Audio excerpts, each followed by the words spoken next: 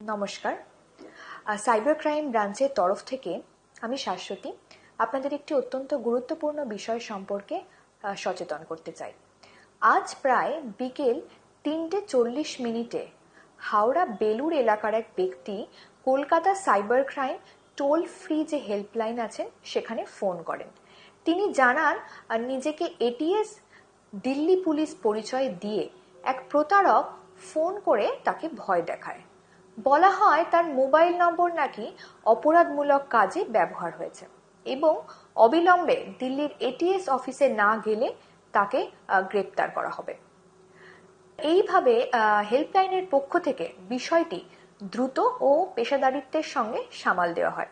তাকে আশ্বস্ত করা হয় যে এই ধরনের হুমকি সম্পূর্ণ ভুয়ো। পরবর্তীতে সাইবার থানার অফিসার ইনচার্জ ব্যক্তির সঙ্গে পুনরায় যোগাযোগ করেন এবং সম্ভাব্য ডিজিটাল অ্যারেস্ট প্রতারণা প্রতিরোধ করা সম্ভব হয়।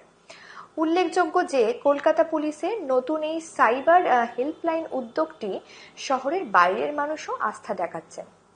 কোনো পুলিশ বা সরকারি সংস্থা ফোনে বা ভিডিও কলে গ্রেপ্তারের হুমকি দেয় না। ডিজিটাল অ্যারেস্ট বলে কিছু নেই। এই ধরনের কল পেলে আতঙ্কিত হবেন না বা ভয় পাবেন না। কোনো ব্যক্তিগত তথ্য বা টাকা শেয়ার করবেন না অথবা আপনার ব্যাংকের কোনো রকম তথ্য বা কেওয়াইসি ডিটেলসও শেয়ার করবেন না। অবিলম্বে সাইবার ক্রাইম যে হেল্পলাইন নম্বরটি আছে 180034500066 এই নম্বরের সঙ্গে যোগাযোগ করুন।